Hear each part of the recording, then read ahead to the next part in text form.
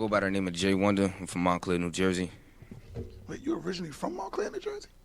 Oh no, not originally. Like, basically, like, I was born in North Beth Israel Hospital, Okay. and we just moved like from different places. At one point, we was living in Irvington. We lived in East Orange for a long time, and then I moved to Jersey City with my dad, and then he had some things going on, so I moved back to over this side with my mom, and she at that time she was living in Montclair.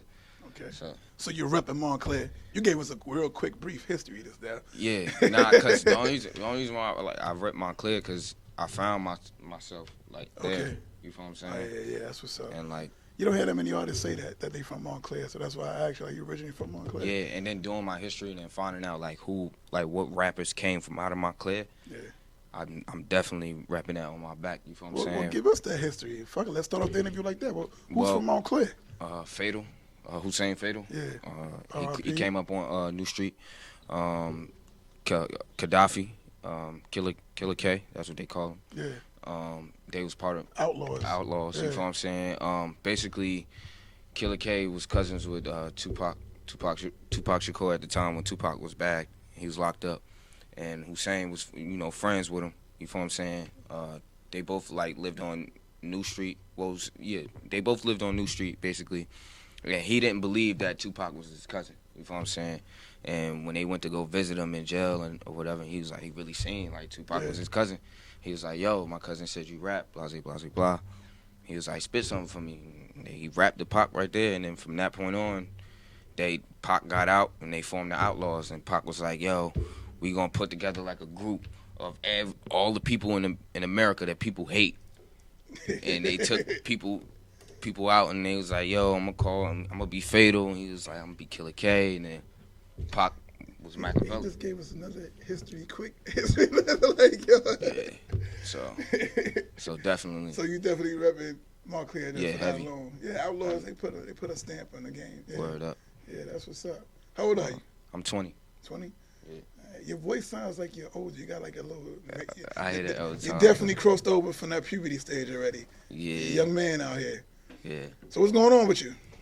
Oh, I just put out a EP called Until I Return. Well, I didn't just put it out. It came out on my little sister's birthday, December 4th.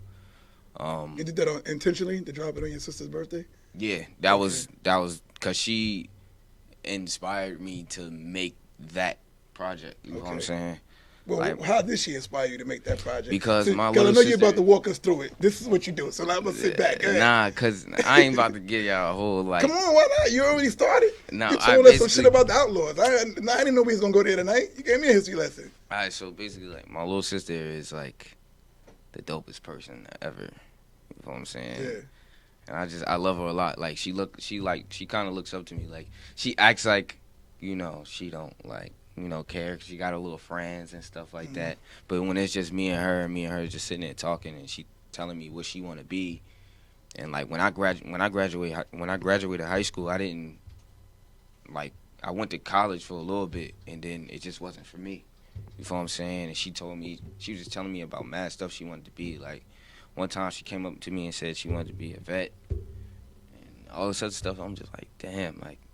My little sister's mad smart. Like, she's not into, like, all the little stuff people be doing in the streets or whatever. She just stick to herself. She's not into none of the little young ratchet shit going on. She's mad smart. Like, every time she come home, like, she comes home with good grades and stuff like that. And it just inspired me. Like, it probably didn't mean, like, that much to her at the time. Because I don't think she knew what was going on with me. But, you feel what I'm saying? It just struck a nerve, you feel what I'm saying? And to see my little sister saying that she wants to be a vet or a mechanic or whatever she wants to be, it's like, and she wants to go to a good school, like she like knows her worth and stuff like that. Like she not, like, I mean, she talked to her like she got a little friend. Did she inspire you to know your worth now? Yeah, by being like that? Yeah, definitely. I mean, I got, I'm human, so I be having my little moments where I be acting like an asshole. That's a dope thing to say. At least you can acknowledge your assholeness. Yeah. But that's good. That's that. Look, I commend you on that. I thank you very much for acknowledging your assholeness on this show. Welcome to the asshole club. Word, man. Everybody had their moments, man. But I don't think that that always define who a person always like. That's how they are 24/7. Yeah. You feel what I'm saying? Like, Yeah. I mean, I be having sometimes you be having a bad day, sometimes you have a good day. You feel what I'm saying? It's just how you grow from it, how you come back from it, basically. Yeah. So how many projects have you released so far as J1da? Oh man. Alright. So when I was 14, I wrote my first rap, right? I wrote my first rap when I was 14. It was Do you called, remember that first rap? Yeah, I'm not gonna spit it for you if you're gonna ask I me. know I was coming with that next. Nah, I was prepared for that. But trust me, I watched a lot of your interviews too. Yeah. Like just to You fucking just studying me? Yeah. Like, I study everybody. It ain't nothing. Don't take it's nothing personal, yeah, man. no doubt, I just learn. I just like learning from people and just comparing. okay. So basically, I wrote my first rap when I was 14. It was called Down Like Quay. My 7th grade teacher recorded it. It was like an after school program, and I was on his computer, and I was always like in class acting up, beating on the desk or whatever. And he was like, man, you might as well rap. And like me and him was like real in tune with hip hop, like mad old stuff, like. And he was just mad dope. Like that was my teacher, and he recorded it. Then I actually started taking it serious when I turned like 15. But my mom wasn't listening to rap music. Like when I came up, it was all just straight R&B. Yeah. Like all I heard was like Jill Scott or either Tony Braxton. Yeah. You know what I'm saying? So that's what I came up off of. And then I started I done got lost in the That's sauce. a good thing too, though, because R&B music made you open your eyes up to other stuff, Yeah, songwriting, definitely. expressing your emotions better. I got exposed to that before rap music. Yeah. Like, you know what I'm saying? So the first project was what age that you dropped? my first project, I was 15. 15? Yeah. So how many projects you have total leading up to now from 15 to 20? Useful Information was my first project. Then I dropped Live. Wait, youthful? Useful Information. Useful Information. Was my What's first. your first project? You came up with that title at that age? Yeah. Interesting. Go ahead. It was a demo. It was like 5 tracks on it. I was rapping over other people's beats. Then I dropped Live, and I was like by myself. Like that was like at that point I was like mad at my mom, and I was like when it came to the music I was like, oh, I could do it by myself, and then it didn't do nothing. Yeah. So then I learned from that. Like I did. That's when that project came. I was like, I need my mom. Like me and her. We are J1da. It's not just me. It's just me and her. That's interesting. We are J1da. Like me and her combined makes J1da. And she didn't even like rap music until you. So Nah, that's my sister Mel, like she introduced it to her, like, yo, Quaker rap, Yeah. And she was like, I don't want to hear that stuff, and then she actually listened to it, and she like, oh, and then she heard me when I started growing up, like when I dropped Live, she was like, that's cool. Yeah. That was the second one. Then I dropped The Change. That's when I started like really getting into high school time. You know how kids are in high school, like. Starting to, feel themselves at that time, you feel what I'm saying, experience like girls and stuff like that. So I dropped The Change, and that became a sequel. And I went to the barbershop, and my barber was listening to it. He was like, yo, you should make it a sequel, like a part 2. And I was like, word. So I dropped The Change part 2. So that was, it was Useful Information, Live, The Change. Change part 2 was the 4th one.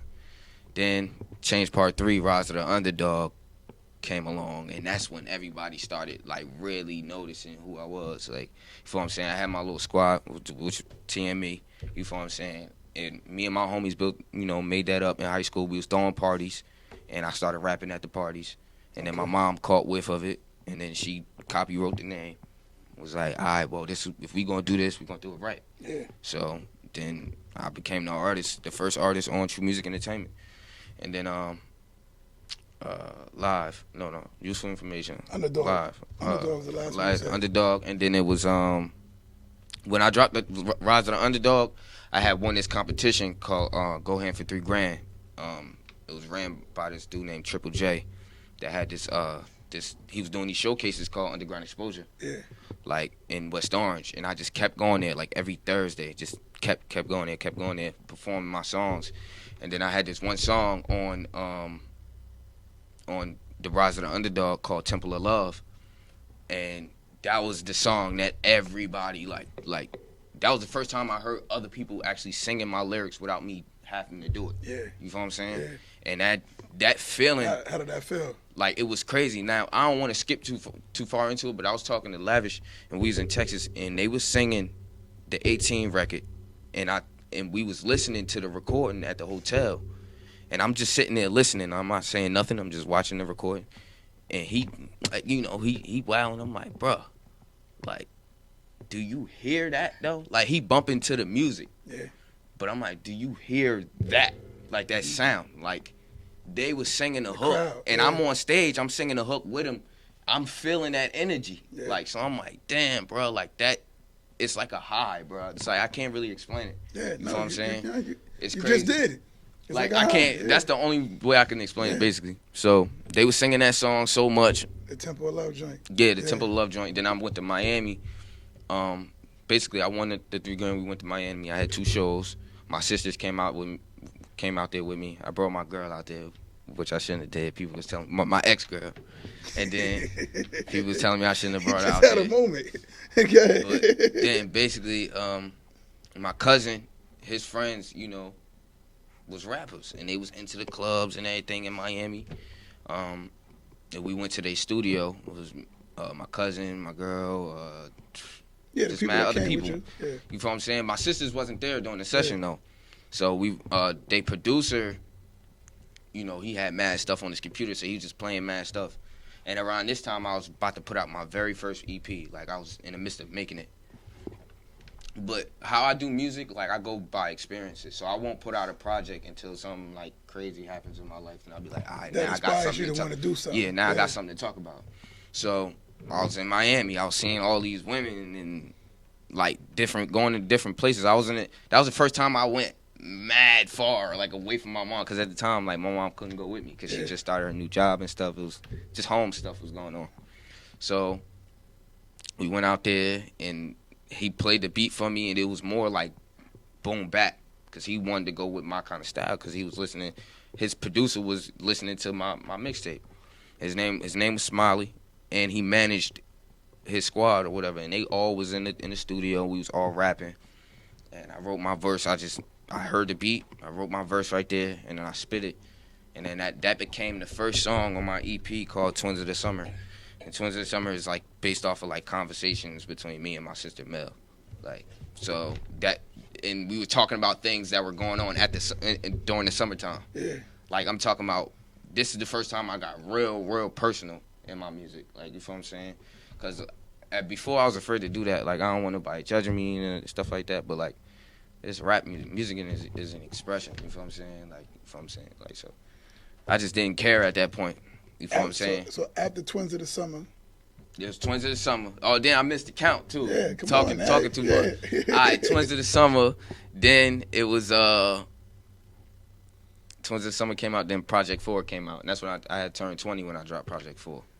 So then you led up to the one that's out now. Yeah, and until I return. From 15 to 20, that is a lot of projects, a lot of material. Yeah, between doing, like, features with other artists. I didn't know you did that many projects. Yeah. That's serious right there.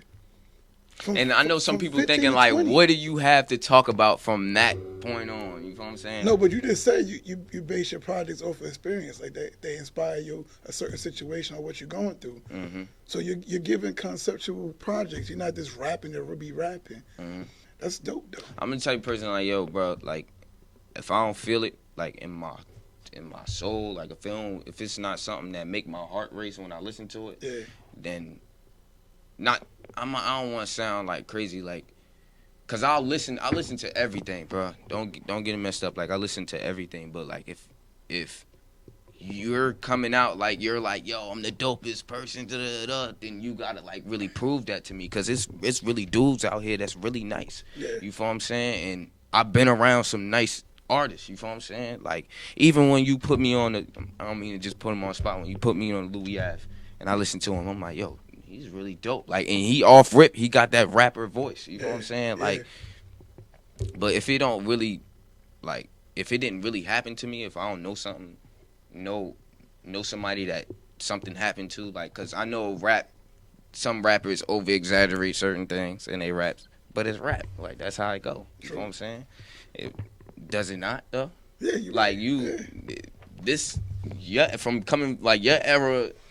Like, things is different, bro. Everybody, the internet, people got the internet now. Like, people could talk crap over the internet. Before, people was, in the 90s, niggas was running up on you at your shows, at your rehearsal, and checking you at your rehearsal. Like, bro, what's good? Niggas didn't have, like, a phone to just be like, yo, bro, I'll shoot you. You know what I'm saying? Yeah. Like, KRS Run was wondering throwing if you was niggas gonna off the lead towards stage. that. You know about the PM doing the KRS One, huh? He was throwing niggas off the stage. You feel what I'm saying? Yeah. Like Redman was running up at that niggas before at niggas sound You check. only 20? Yeah. God damn. Yeah, he was running up at people's sound checks. It's just different stuff, bro. Not, This like, is interesting to hear you say this stuff that I know and lived through at 20. This is interesting. You definitely done your homework as an artist. Yeah, I know it's a lot I don't know though too. But you I ain't know a trying- lot though. Yeah. That's impressive. Yeah. So as we ended that segment, I was saying, I was in Miami. So yeah, it was nice out there. Yeah. And you told your story about when you was out there. Yeah. Yeah. I went to South Beach. Did you go to the strip club while you was out there? Oh, nah, man. I was 18 when I went out there. So what that mean? I heard you was performing in strip clubs in Jersey. I was, but that not in Miami. They definitely not doing. They not holding me down like that. Yeah. Not yet though. Well, how was it a young man like you were getting into strip clubs in Jersey to perform though? It was weird because at first I was going in there with my mother. With your moms? My mom's was It's kind of in there. weird, son. Hey yo, and I'm about to Doing tell dollar somebody. bills at strippers with your moms? Nah, You I ain't tipping- the you first tip time. Charlie? The first time I think the first time I went to a strip club. The first time I went to a strip club wasn't with my mom, but it was on some, like, I was in there for like 2 seconds. I'm like, oh, I seen some booty, and I'm like, oh, some booty, and then that was it. She ain't got no clothes on. She walking around. You know what I'm saying? Yeah. So, but the next time we went to I had a show at this strip club called Wiggles in Newark, and me and my mom was in there, and she wasn't thinking about it, but she tapped me because this girl came over, and my mom's sitting right there, and I could feel my mom looking at me. So the girl comes over and she taps me. He's blushing she like, right now still. Cause it's mad funny. She comes over and she taps me or whatever, and she's like starts dancing on me and stuff. So I'm like, oh, like I'm looking at my mom without looking, like my eye right here on the side of my head, looking at her, look at me. So she taps me, and she like hands me like some singles. So I'm like, oh shit! I'm like, it's on and popping. I just got the green light. It's on. Like I started grabbing her and everything. She was going ham. My mom just sitting there, she chilling. I'm like, yo, was man, your mom this is tipping ill as strippers too? Yeah, I think she threw. You know what I'm Oh, saying? okay. A little something. But it was just That's crazy. a dope ass story. You gotta make sure you be It was just crazy to, I was thinking about it. Like I thought about it at that moment, and I will never forget that. Like, and then fuck the performance. Yeah, like fuck the that was the highlight of my night. I ain't even care about nothing else that happened that night. That like set the tone for the whole vibe for the rest of the night. Yeah. So by the time we got back to the studio, when I got to the studio, I'm telling everybody like, yo, my mom just did some crazy shit, bro. Like, you feel what I'm saying? Gassing it up. And then they like, word, man. Like, a lot of people like, yo, I wish I had that type of relationship with my mom. But it was like a lot of people can't get that off, man. Yeah. And I'm holding that one. You know what I'm saying? What inspired you to go into the type of music that you do record? Like, for some of your stuff has a little boom bap feel to it. Mm-hmm. You know, what attracted you to that style of music? I don't know. I guess like life experiences. Like I'll listen to a beat, and if the beat match how I'm feeling at that moment, Yeah. and then it just go. And listening to other artists like Nas, J. Cole, like that. Me Against the World inspired me to write this EP, Until I Return, because going through whatever Pac was going through at that time when that album came out. Yeah. You feel what I'm saying? It was like I kind of related to it. Like I'm not running around shooting guns or whatever, talking about like killing people. But that's rap, so I'm not taking nothing away from that at the same time. But that's not what I was doing. You feel what I'm saying? Like, I seen stuff like that. I've been around niggas that do stuff like that, but that wasn't who I was. You feel what I'm saying? So I had to find a way to be cool. Like, I had to make it cool to be the porch kid, kind of. You feel what I'm saying? Yeah. Just experiencing having sex for the first time, you feel what I'm saying? Getting his heart broken for the first time, breaking somebody's heart for the first time, like different stuff like that. Like, cause at the time, like me growing up in this type of rap, everybody's like a, you feel what I'm saying? That's Everybody shooting, everybody beating you up. That's why I asked that. Everybody, and it's mad stuff, like, you feel what I'm saying? It's like always he say, she say, mad gossip stuff, so I had to find something that separated me from that. And I wanted to surround myself. Like, I try to, like, my most to be humble, bro. Like, because I be telling other artists that they, you know what bothers me sometimes? Like, I tell other artists that they dope, and they just be like, yeah, all right, cool. And then, you know, sometimes I be like, because when people keep telling me I'm dope, when you always got a yes man, you know what I'm saying? When somebody don't be like, yo, man, nah, Jay, that was whack, then it's like, you don't know. You just keep hearing the same thing. But I be telling artists that they dope and really be being sincere, and they just take it. They just take my, like, I guess my kindness for weakness and just be like, oh, this nigga on some bull. And I be like, damn, bro, like, why are people like that? You know what I'm saying? Like, sometimes, like, at first I used to get mad. Like, man, that nigga whack, I ain't saying nothing else to him. He a sucker. And then I be thinking, like, damn, why are people like that, yo? And, like, I actually sitting down, and then I be like, man, well, J1da, you're not like a walk in the park either, so, you know. So I just take it like whatever, bro. Like, I like surrounding myself around dope people who are very creative and positive, and that's I could feed off their energy. Yeah, like, and you know, we feed off each other's energy. You mentioned Nas and J. Cole. Right. Are those your favorite artists? Okay. My top 5 is. Oh, you have a top 5 ready for me already. He really's been watching the show. My top 5 is Nas, J. Cole, Big L, Intelligent Hoodlum, and I want to say, because you can't choose between Biggie and Tupac. I feel like it's impossible. You could put them both together. I allow it. It's not possible. Yeah. I can't, like, when people ask me that question, I'll be like, bruh, that's like the hardest question in a rap game. Like, you know what I'm saying? Who's better, Biggie or Tupac? Like, you know what I'm saying?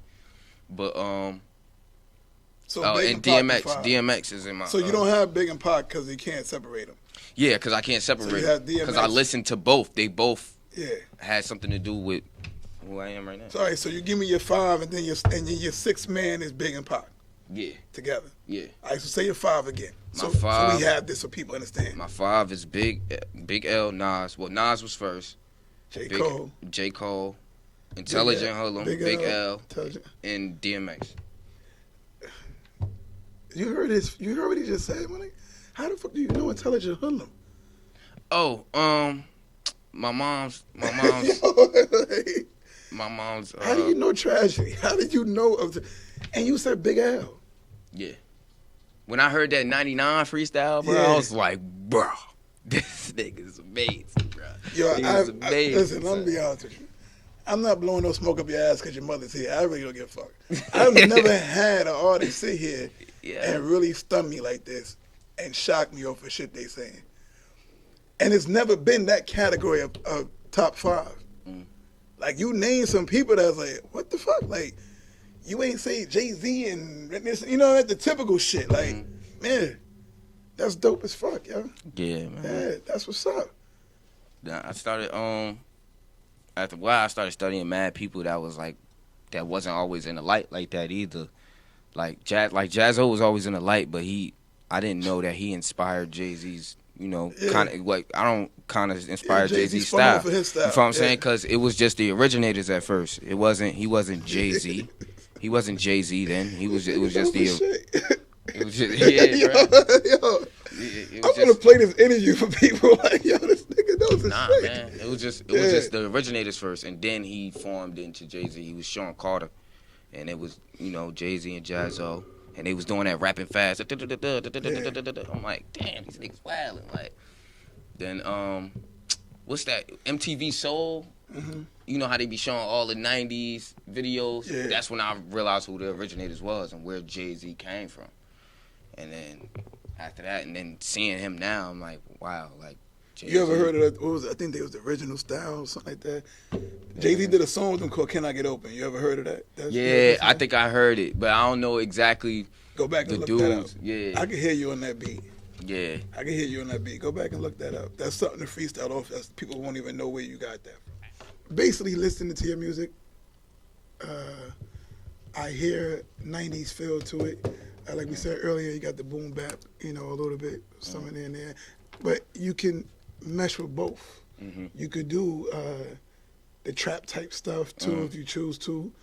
You know what I mean? But I like hearing your voice to those type beats. Yeah.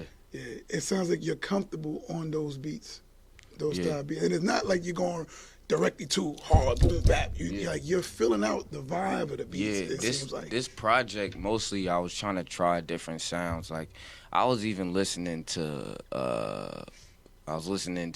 Jade the other day, and they got that Don't Walk Away record. And I heard it when I was in the liquor store, and I was like, yo, I don't know why this song is inspiring me right now, but I'm about to go to the studio and write. So I just started hearing mad R&B records. I tapped my mind into R&B. That's where Letter to You came from. Okay. So I was listening to what's her name, Sade. I was listening to Sade, and then I listened to a lot of You listen to a lot of music. Yeah, I listened to like mad Aaliyah records to literally find out what I wanted to like what sound I was looking for. You feel what I'm saying? Before, like, as far as like me rapping over that beat. Yeah.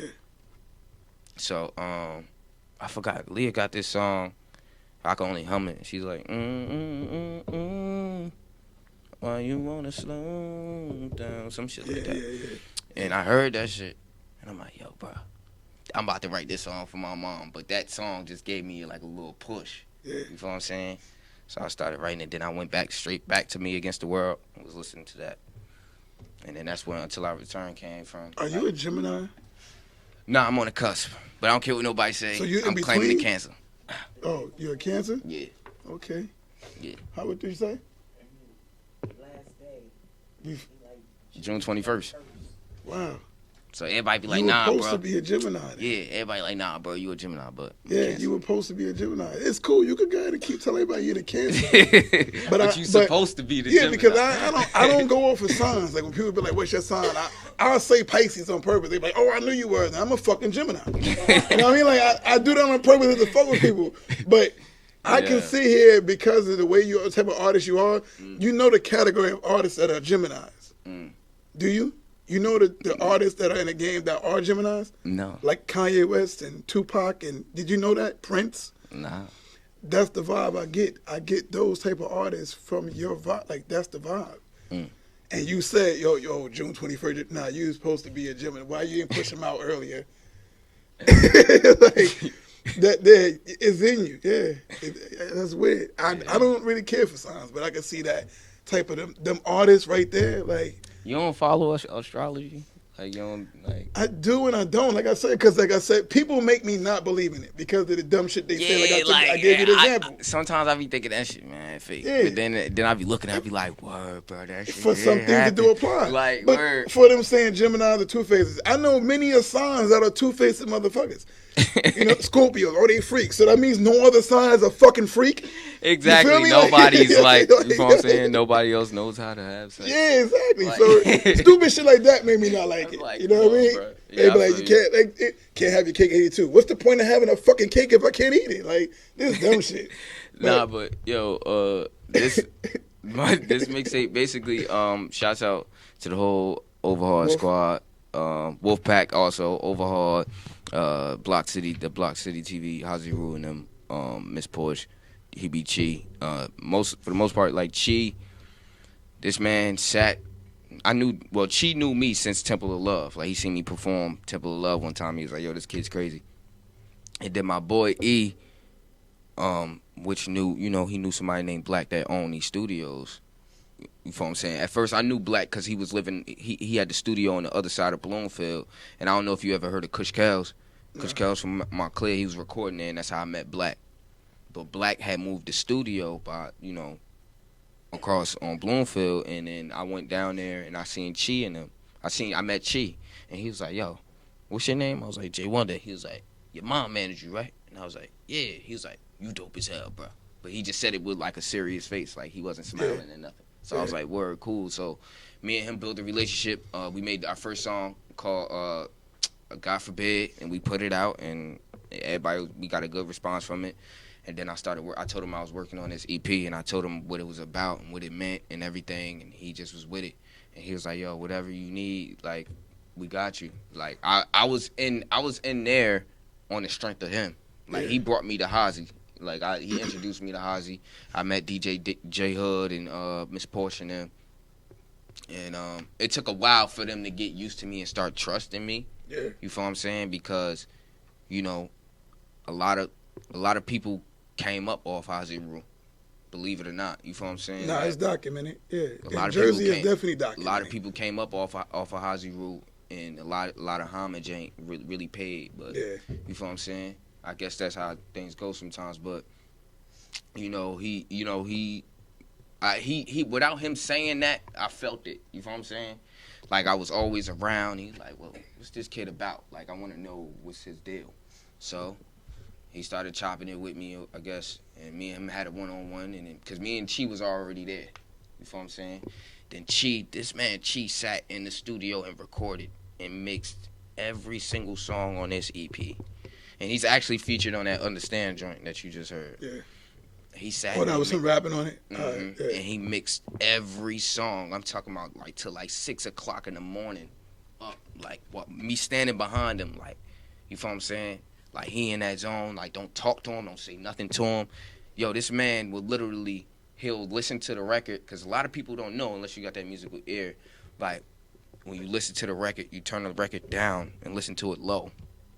Or you listen to it on the phone, or see what it sound like in the headphones. Yeah. Then he'll turn it to a certain level and leave the room, and walk down the hallway and see what it sound like. Like you ever been walking up to a club and you hear the sound like dumping, but you can hear the vocals too outside the club. Yeah. He'll do it like that. Like he's weird with it. You feel what I'm saying? And it's crazy. That inspires me off rip, and it's actually teaching me how to engineer. Like I'm also engineering now, so. I don't mix yet, but I've been learning because I've been in different studios and be watching engineers because it's so complicated. Like I'll be like, yo, how can you sit at the computer all day and mess with somebody's vocals, especially somebody that don't know how to control their voice? Like you feel what I'm saying? Because when you look at the Pro Tools, that little scribble right there, that's your voice, your joint going up and down and all that other stuff. And him teaching me that, I learned that. Then I started like trying to put plug-ins on my own songs, and it sound horrible, but at least I'm doing it to make it, you feel what I'm saying? Yeah. Then I started messing with that auto-tune, and I started learning the way of the auto-tune, and I ain't no auto-tune person, but when I need to execute a song that needs that auto-tune, I know how to do it now. So I'll be like, why T-Pain really did something now, you feel what I'm saying? Do you feel like you are a hidden gem for some ways in Jersey? Oh, absolutely. Yeah. Absolutely, but you know what? It's cool. It ain't my time yet, bro. Like, and I like where I'm at right now. I like the pace that I'm moving, because I feel like that light, that door that's at the end of the hallway is just gonna open, and I don't got the key in my hand while I'm walking in the hallway, but I feel like I'll be 2 inches away from the door, and then next thing you know, I'll have a gold key in my hand, and I'll be able to open that door, and I'm gonna walk through that door, and I'm gonna shine. And that's just how it's going to be. How did you come up with the name J1da, like breaking it down, putting it together like that, instead of spelling it out regular? Originally, it was JWONDA, but somebody had that copywritten. I just said his name, but you feel what I'm saying? But it was all cool, and I had to change it. And basically, I was always the outside kid. Like, I didn't have a whole bunch of friends. I always was mad insecure about, like, myself. Just thought I just looked ugly all the time. It just was mad little weird shit. Like, so I wasn't really around nobody like that, man. I just felt like I was the only one that was just different from a lot of people. You feel what I'm saying? Everybody's different in their own way. But I just felt like I really was invisible to the to the world. Like when I was in elementary school, and like, yo, when Pac said that shit, when he said that shit in the song and shed so many tears, he was like, back in elementary, I thrived on misery. When he said that shit, I was like, bro, like, why is he talking about my life right now? Like, you feel what I'm saying? Like, one of my family members that passed away basically said that I would be the one. And also another friend of mine, God rest his soul, Jackie. He was into the streets and stuff like that, and he was telling me, that I'm different. Like, you one of those dudes that's you gonna make it, like, and you gonna set an example for niggas. So that's where I got the one from. My name's Jacquet, and it's destined to achieve. D.A. J1da. So it's dope. 2 songs, though. If they only knew behind the scenes, though, he's giving the same type of interview behind the scenes too. Like behind the scenes, the interview behind the scenes, they just don't know. Like we're gonna keep, when it gets edited, we put it on YouTube. I want Tailspin to keep this part of here. The same thing he's doing on air, he's doing behind the scenes. He's giving a whole different interview. I mean, a whole interview behind the scenes too with the shit he's telling me. That's crazy. We should have a camera rolling for that too. Yo, appreciate you coming through. This was a good interview. Thank you. I enjoy sitting back listening to you tell your stories. You know what I mean? Normally I'm like, damn, this nigga shut the fuck up. You know what I mean? But yeah, you knew what you was talking about. You're on the right path. You're gonna have that gold key. You definitely are. The thing is, it's not gonna be given to you. You know that, right? I know that. Yeah. I know that. I gotta get down the hallway first. I gotta put in that work. No, you're gonna build your own place and have your own gold key. I gotta build my own hallway. Yeah, there you You go. know what I'm saying? Yeah. Paint the door and everything. Yeah. Go to Home Depot, get the knob and everything, get the key for it. Have somebody come up and put up a wall, you know what I'm saying? Give Lay your the cement down for the floors. Give your social media info for them to contact you. Y'all could contact me on Instagram _ the real J1da, Twitter J1da J1da, my email J1da. That's a personal joke right now between me and you, right? Your email, J1da. All right. My email is J1da. You can also contact my management at True Music Entertainment on Instagram. You can go through Overhard, also Overhard Music. I'm on Bandcamp. I just set up my stuff for TuneCore, so you can Google me and TuneCore come up. My website is in the making. You can go on SoundCloud. My SoundCloud name is J1da, DatPiff, J1da. Until I Return, a few of my last projects are on there, but Until I Return is on there. It will be on iTunes soon. And to all my diehard J1da fans, well, supporters, I ain't gonna call y'all fans, supporters. True, don't call them fans. Yeah. Nah, word up. And I said that in the rhyme. I was like, damn, I ain't mean to say fans, but it just went with what I was saying. Yeah. So nothing personal to y'all if y'all hear that record and you be like, yo, you calling us fans, bro? Nah, but to all my diehard J1da fans, I love y'all for one, and to death. And I got Until I Return will be on Tidal soon and Pandora. We going for some big platforms this year. All summer 16, bro. We about to body shit. Oh, also, me and Lavish J got a mixtape coming called The Formula. It's gonna have 4 joints on there with me and your boy Lavish body and shit. And it's about to be crazy. Yo, True Talk Session, man. See y'all next week. You already know what it is, yo. Blaine Louis Ave. Let's go. 15 minutes of fame. You are now listening to 15 Minutes of Fame Radio. Let's go. 15 minutes of fame radio. Now stepping into 15 minutes of fame radio.